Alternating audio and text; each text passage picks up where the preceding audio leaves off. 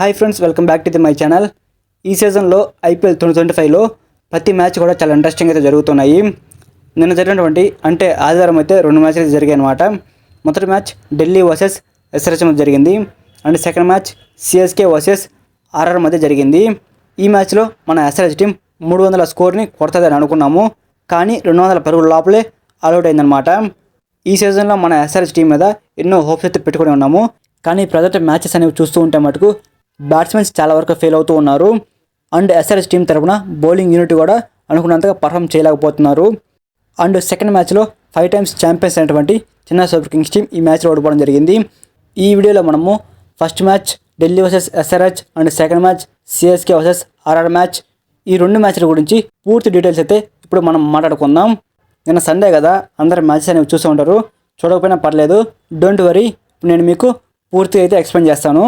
అంటే ఈ 2 మ్యాచ్ల్లో టాస్ ఎవరు గెలిచారు, మొదట బ్యాటింగ్ ఏ విధంగా చేశారు, రెండు జట్ల యొక్క టీం ప్లేయర్స్ ఎన్ని రన్స్ కొట్టారు, 2 జట్ల యొక్క టీం బౌలర్స్ ఎన్ని వికెట్లు తీశారు, ఈ మ్యాచ్లో మన ఎస్ఆర్హెచ్ టీం ఓడిపోవడానికి గల కారణం ఏమిటి, చేసినటువంటి తప్పులు ఏమిటి, అండ్ అలానే సిఎస్కే టీం ఓడిపోవడానికి గల కారణం ఏమిటి, ఆ టీం చేసిన తప్పులు ఏమిటి, అండ్ ఓవరాల్గా లాస్ట్లో ఈ సీజన్లో పాయింట్స్ టేబుల్లో ఏ టీమ్స్ ఏ పొజిషన్స్లో ఉన్నాయనేది క్లియర్గా తెలుసుకుందాం. వీడియో అనేది ఎక్కడ కూడా స్కిప్ చేయకుండా ఎండ్ వరకు చూడండి. ఈ వీడియోలో మీరు చాలా ఇన్ఫర్మేషన్ అనేది తెలుసుకుంటారు. సో ఎవరైనా మన ఛానల్ని కొత్తగా చూస్తుంటే వీడియోకి లైక్ చేయండి.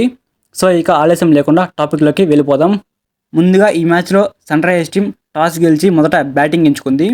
యాక్చువల్గా చెప్పాలంటే మన ఎస్ఆర్హెచ్ టీంకి అండ్ ఎస్ఆర్హెచ్ ఫ్యాన్స్కి కావాల్సింది కూడా అదేనమాట. మొదట బ్యాటింగ్ ఆడే మన ఎస్ఆర్హెచ్కి కావాలి.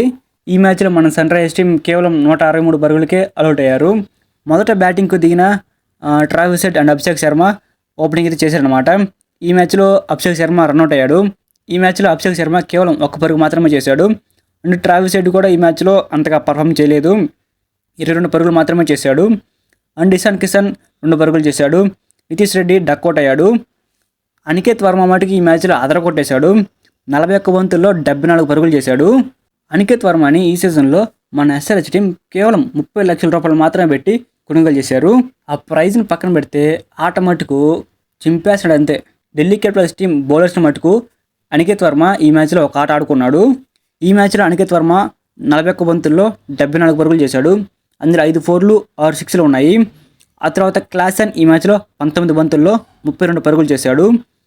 అండ్ అభినవ్ మనోహర్ 4 పరుగులు చేశాడు. ప్యాట్ కమిన్స్ 2 పరుగులు చేశాడు. అండ్ మల్డర్ 9 పరుగులు చేశాడు. హర్షల్ పటేల్ 5 పరుగులు చేశాడు.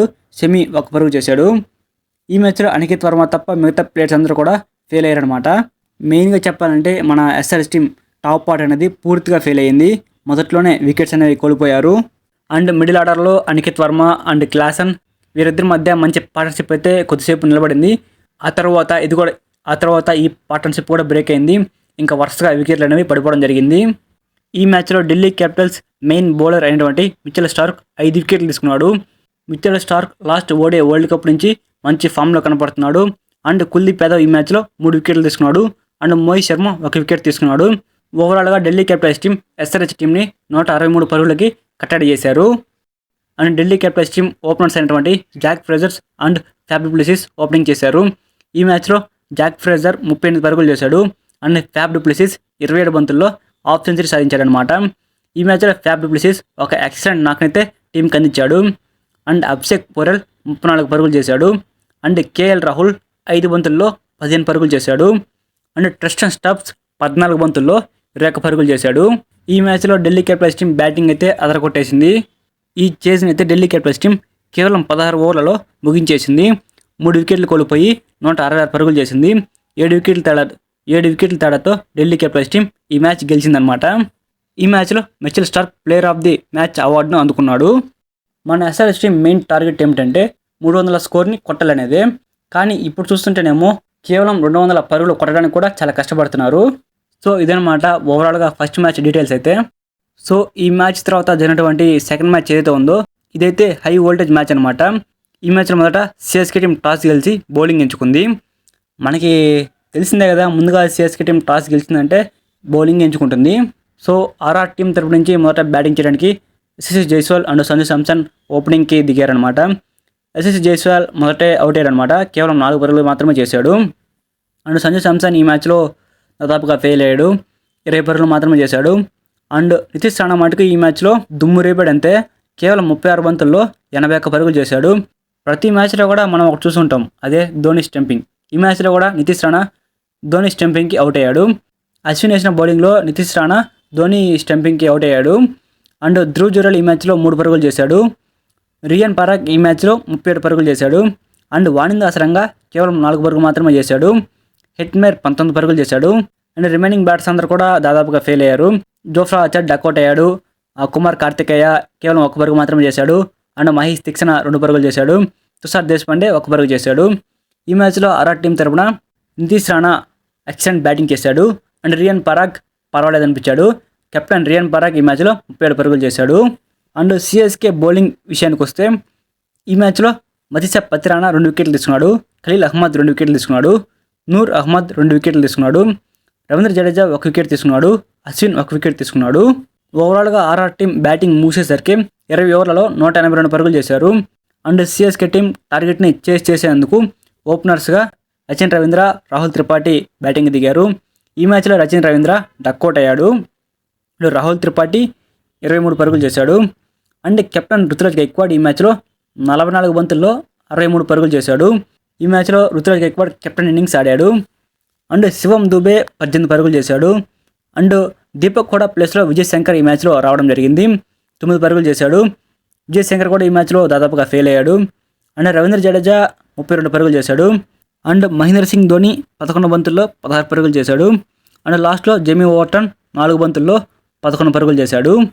సిఎస్కే టీం ఈ మ్యాచ్లో ఎంత కష్టపడినప్పటికీ కూడా ఈ టార్గెట్ని చేయలేకపోయారు. 20 ఓవర్లలో సిఎస్కే టీం 176 పరుగులు చేశారు. 6 పరుగుల తేడాతో ఈ మ్యాచ్ రాజస్థాన్ టీం గెలవడం జరిగింది. ఈ మ్యాచ్లో ఆర్ఆర్ బౌలర్స్లలో వాణింద ఆసరంగా 4 వికెట్లు తీసుకున్నాడు.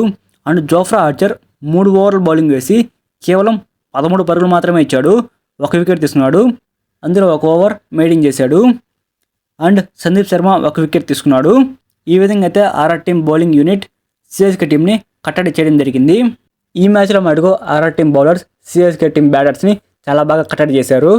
సో రాజస్థాన్ రాయల్స్ టీం తమ ఖాతాల్లో మొదటి విజయాన్ని నమోదు చేసుకుంది. సో నిన్న జరిగిన 2 మ్యాచ్ల డీటెయిల్స్ అయితే ఇవన్నమాట. సో ఈ సీజన్లో ఎస్ఆర్హెచ్ టీం 3 మ్యాచ్లు ఆడి ఉంటే 1 మ్యాచ్ గెలిచింది, 2 మ్యాచ్లు ఓడిపోయింది. అండ్ ఈ సీజన్లో ఢిల్లీ క్యాపిటల్స్ టీం 2 మ్యాచ్లు ఆడి ఉంటే 2 మ్యాచ్లు కూడా గెలిచి ఉంది. అండ్ సిఎస్కే టీం 3 మ్యాచ్లు ఆడి ఉంటే 1 మ్యాచ్ గెలిచింది, 2 మ్యాచ్లు ఓడిపోయింది. అండ్ ఆర్ఆర్ టీం 3 మ్యాచ్లు ఆడి ఉంటే 1 మ్యాచ్ గెలిచింది, 2 మ్యాచ్లు ఓడిపోయింది. సో ఈ సీజన్లో పాయింట్స్ టేబుల్లో మొదటి ప్లేస్లో ఆర్సీబీ టీం ఉంది. 2 మ్యాచ్లు ఆడి ఉంటే 2 మ్యాచ్లు కూడా గెలిచి ఉంది. సో గైస్, ఈ ఐపీఎల్ 2025లో ఏ టీం ట్రోఫీని సాధిస్తుందని మీరు అనుకుంటున్నారో కింద కామెంట్ చేయండి.